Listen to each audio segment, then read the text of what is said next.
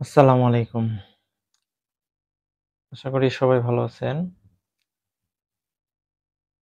আমার ভিডিওর থাম্বনেইল দেখে বা ক্যাপশন দেখে আশা করি সবাই বুঝতে পারছেন যে আমি আজকে কি বিষয়ে কথা বলবো আপনাদের সাথে।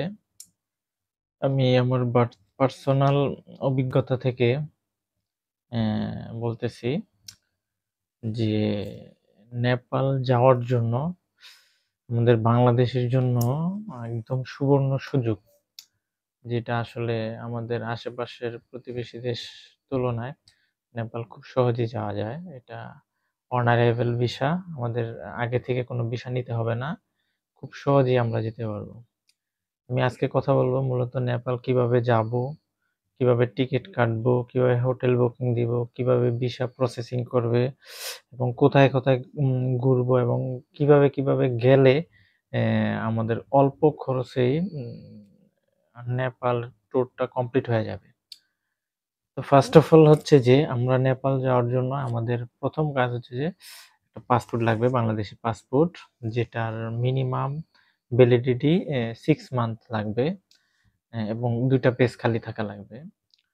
আর কিছুই লাগবে না তেমন। আ তারপরে যদি কারো একটা পাসপোর্ট থাকে, তারপরে সে ১ম এ একটা টিকেট কাটবে। টিকেটটাও আপনি চাইলে নিজে করে নিতে পারবেন। হ্যাঁ, আমি সবসময় নিজে করি। কিন্তু আপনিও চাইলে নিজে করে নিতে পারবেন। টিকিট কাটার জন্য কয়েকটা অপশন দেওয়া আছে। ফ্লাইট এক্সপায়ার্ড অথবা শেয়ার ট্রিপ থেকে। আমি সাধারণত শেয়ার ট্রিপ থেকে কাটি কারণ ওখান থেকে মোটামুটি চিপ রেটে কাটা যায়। আর টিকিট কাটতে হলে আপনাকে ১ম ১৫ থেকে ২০ দিন আগে মিনিমাম কাটার ট্রাই করবেন।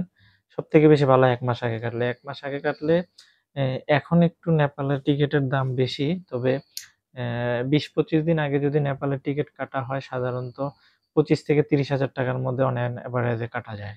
আর যদি ৭ থেকে ১০ দিন আগে টিকিট কাটতে চান তাহলে ৩০ থেকে ৩৫,০০০ টাকার মধ্যে ৩৫ যায় না সাধারণত ৩০ থেকে ৩৫,০০০ এর মধ্যে টিকিট কাটা যায়। আর ভিসার ব্যাপারটা হচ্ছে যে নেপালের তেমন ভিসা লাগবেই না অন অ্যারাইভাল আমরা আ নেপাল এয়ারপোর্টে যাওয়ার পরেই জাস্ট একটা অ্যাপ্লিকেশন ফর্ম দেখালেই হয়ে যায়। এটা অবশ্য সাধারণত বাংলাদেশ থেকেই করে নিয়ে গেলে ভালো হয়। তাইলে ওখানে যেয়ে সিরিয়ালে দাঁড়াইতে হয় না। কারণ ওখানে একটা মোটামুটি সিরিয়াল থাকে। হ্যাঁ? তো আগে থেকে যদি আপনারা যদি ভিসার হ্যাঁ, জাস্ট নেপাল ইমিগ্রেশন ওয়েবসাইটে যেয়ে একটা অনলাইনে অ্যাপ্লিকেশন করবেন। এই অ্যাপ্লিকেশন ফর্মটা প্রিন্ট করে নিয়ে গেলে ওদের দেখাইলেই জাস্ট ওরা খুব সুন্দরভাবে একটা স্টিকার দিয়ে দিবে আপনাকে। আমি দেখাচ্ছি।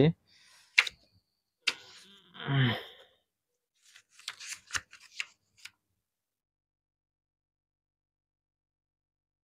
এই যে দেখা যায় কিনা?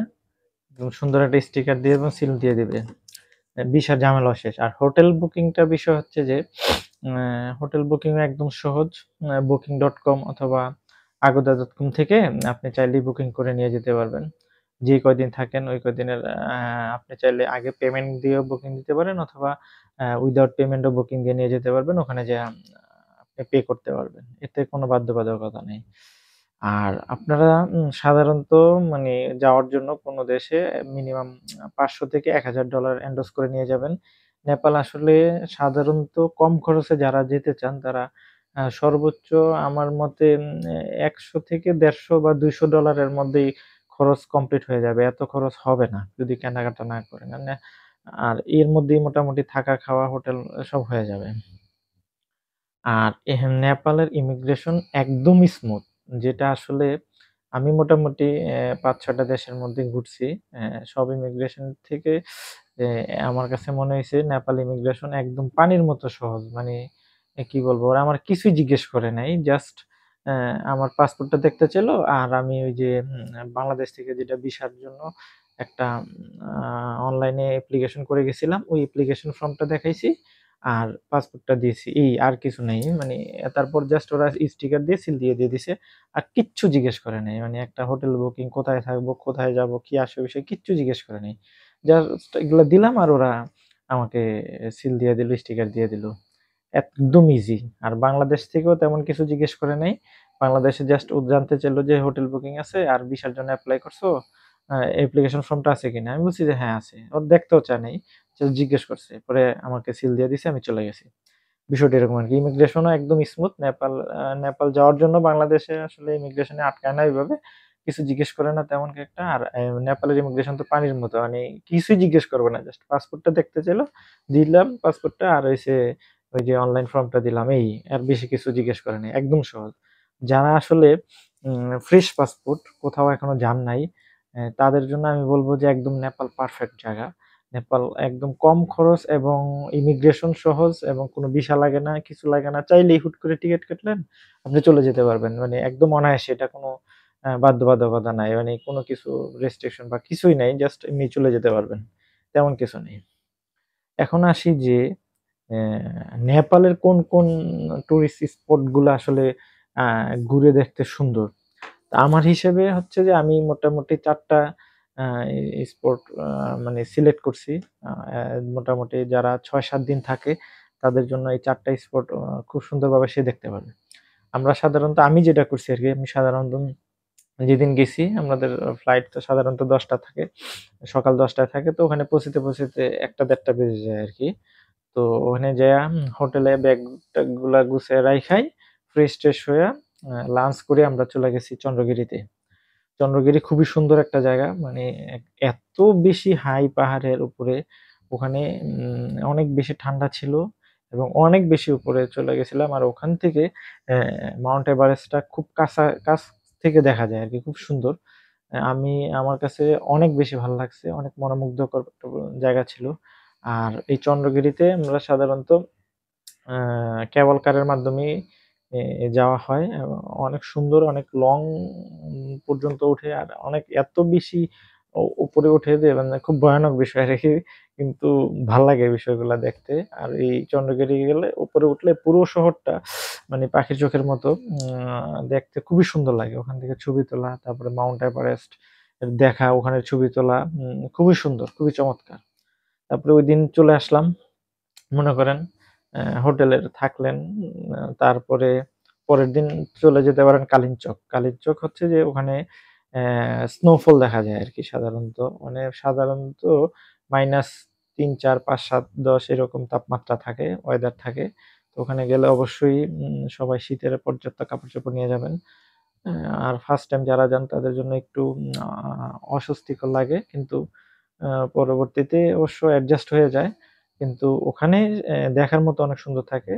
কারণ ওখানে আমরা সাধারণত যারা এশিয়ার মধ্যে এদিকে এই পাশটাতে থাকি, তারা আসলে সাধারণত স্নোফল দেখা হয় না আরকি। তো যদি কেউ স্নোফল দেখতে চান, তাইলে ঐদিকে যেতে পারেন।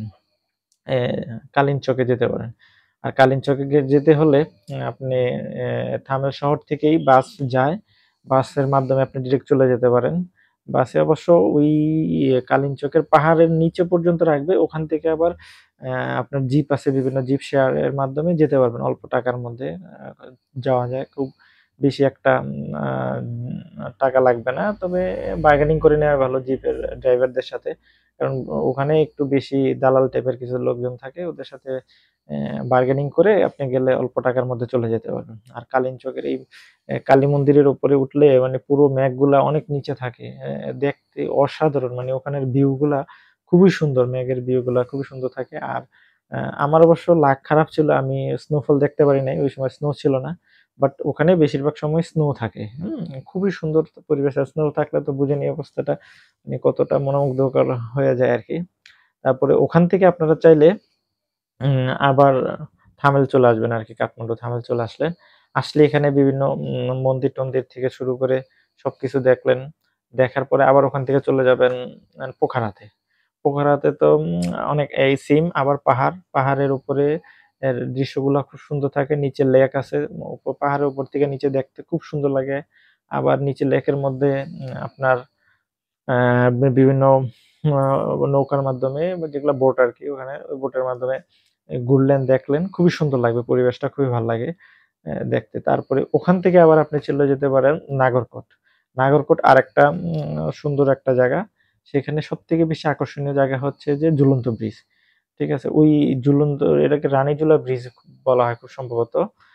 ওই জায়গাটা হচ্ছে মানে একটা স্টিলের এসএস এর ব্রিজ আরকি। অনেক লং, মানে পাহাড়ের এক পাহাড় থেকে আরেক পাহাড়ের মধ্যে সংযোগ এই ব্রিজটা। আর এই পাহাড়ের ভিতরে গাছ মানে খুব সুন্দর, অনেক বড় এবং অনেক উঁচা, অনেক হাই। নিচে তাকালে খুব ভয় লাগে, বাট দেখতে খুব সুন্দর। ওখান থেকে ছবি উঠাইলেও অনেক সুন্দর ছবিগুলো দেখা যায়। খুবই ভালো লাগে আর কি। আর ওখানে গেলে একটু সময় নিয়ে যাবেন, কারণ ওখানে অনেক মানে সময়গুলো আর বিভিন্ন চারিদিক থেকে এই যে ঝর্ণার যে সাউন্ড গুলো আসে অনেক সুন্দর লাগে। ব্রিজে থেকে যদি আপনি চোখ বন্ধ করে 2 মিনিট দাঁড়ান, দেখবেন আপনার মন একদম ভালো হয়ে যাবে, খুবই সুন্দর দেখা যাবে। আমার অনেক ছবি আছে ফেসবুকে। এই জায়গাটা আমার সব থেকে বেশি আকর্ষণীয় এবং ভাল লাগছে নেপাল ট্যুরের মধ্যে। যে নাগরকোটের ঝুলন্ত ব্রিজ, যদি নেপাল যান তাহলে অবশ্যই মানে সবাই নাগরকোট এই ঝুলন্ত ব্রিজটা দেখে আসবেন, কারণ ওই ব্রিজটা খুবই আকর্ষণীয় এবং খুবই ভাল লাগে, খুবই সুন্দর লাগে। তারপরে ওখান থেকে আপনারা রিটার্ন চলে আসতে পারবেন। আজকের মতো এখানেই শেষ করছি ভিডিওটা। যদি ভালো লাগে তাহলে কমেন্টস করে জানাবেন কেমন লাগলো। আমার এই তথ্যগুলা দিয়ে যদি কেউ উপকৃত হয়ে থাকেন তাহলে আমাকে অবশ্যই জানাবেন। আল্লাহ হাফেজ।